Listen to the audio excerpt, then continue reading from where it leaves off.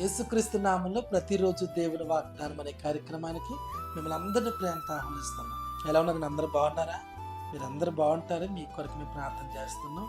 అందరికీ షేర్ చేయండి. వేలాది మంది ప్రజలు యేసేసేందుకు వస్తున్నారు. ఈరోజు అద్భుతమైన ఆరాధన జరగబోతుంది. సాయంత్రం 6 గంటలకి ఆరాధన, 9:30 వరకు మాత్రమే జరుగుతాయి. వేల మంది ప్రజలు రాబోతున్నారు. వచ్చిన వేల మంది ప్రజలకి ఉచిత భోజనాలు ఏర్పాటు చేసి మీరు ఎక్కడి నుంచైనా రావచ్చు. దూరాల నుంచి వచ్చిన వారు ఆ రాత్రికి అక్కడ ఉండి మరలా మీరు తిరిగి వెళ్ళొచ్చు. కాబట్టి పాత వీరం 27 స్వస్థత ఆరాధన ఎవరు మిస్ అవ్వద్దు. సాయంత్రం అద్భుతాలు, స్వస్థతలు, గొప్ప గొప్ప కార్యాలు. శ్రమల్లో, కష్టాల్లో ఉన్నారా? గర్భఫలం లేక బాధపడుతున్నారా? అప్పుల్లో ఉన్నారా? కోర్టు కేసులు ఉన్నారా? ఎలాంటి శోధనైనా రండి. ఉద్యోగం కొరకు ఎదురు చూస్తున్న దేవుడు మీకు అద్భుతం చేయబోతున్నాడు. ఈ రోజు కూడా మంచి వాగ్దానం ప్రవేశిస్తున్నారు. 2 వాగ్దానం చదువుకుందాం. యెషయా గ్రంథము 30వ అధ్యాయము 19వ వచనం. ఆయన నీ మాట వినగానే నీకు ఉత్తరం ఇచ్చును. హల్లెలూయా.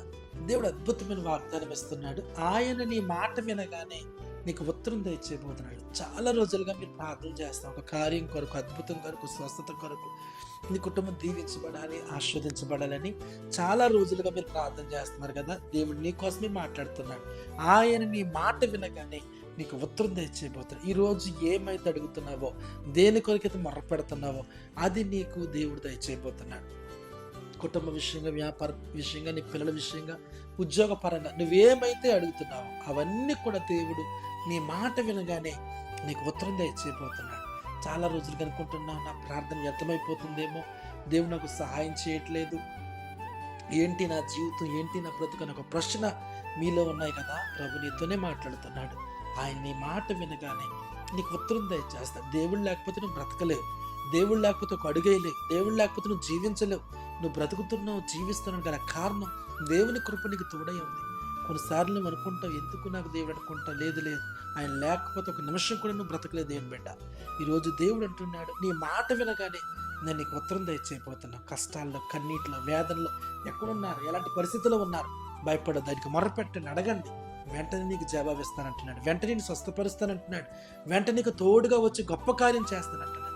కాబట్టి ప్రార్థనలు అడగండి, వెంటనే దేవుడు మీకు జవాబు దయచేస్తాడు. ప్రేమ గల తండ్రి, పరిశుద్ధుడు, నీకు వందనాలు. ఆయన నీ మాట వినగానే నీకు ఉత్తరం దయచేయను. సునీత ప్రభు నేను దర్శిస్తున్నాడు. ప్రభు గొప్ప కార్యం యేసు నామములో ప్రభు చేస్తున్నాడు. మేరీ ప్రభు నేను తాకుతున్నాడు. ఇప్పుడే గొప్ప కార్యం చేస్తున్నాడు. యేసు నామములో విడుదల జరుగుతున్నాయి. భవానీ ప్రభు ఇప్పుడు నీ గర్భం తెరుస్తున్నాడు. ఆయన అద్భుతం జరుగుతున్నాయి. హేమలత ప్రభు నేను దర్శిస్తున్నాడు. ఇప్పుడే స్వస్థత యేసు నామములో పొందుకో. రమేష్ ఇప్పుడే స్వస్థత చేస్తున్నాము. గొప్ప కార్యం ప్రభు చేస్తున్నాడు. ఎంతోమంది బంధకాలు అన్నారు, విడుదల కలుగుతున్నాయి. మీకు రక్షణ కొరకు చూస్తున్నాం, రక్షణ కలగబోతుంది, స్వస్థత జరగబోతున్నాయి. ఒక్కొక్కరిని దీవించమని, ఆశీర్వదించమని యేసు నామమున అడుగుచున్నాము తండ్రి. ఆమేన్. ఆయన నీ మాట వినగానే నీకు ఉత్తరం దయచేస్తాడు. ఈరోజు అద్భుతంగా ఆరాధన జరగబోతుంది. సాయంత్రం 6 గంటలకి ఎవరు మిస్ అవ్వదు. రండి, దేవుని శక్తిని పొందుకుని గొప్ప కార్యాలతో తిరిగి వెళ్ళండి. God bless you.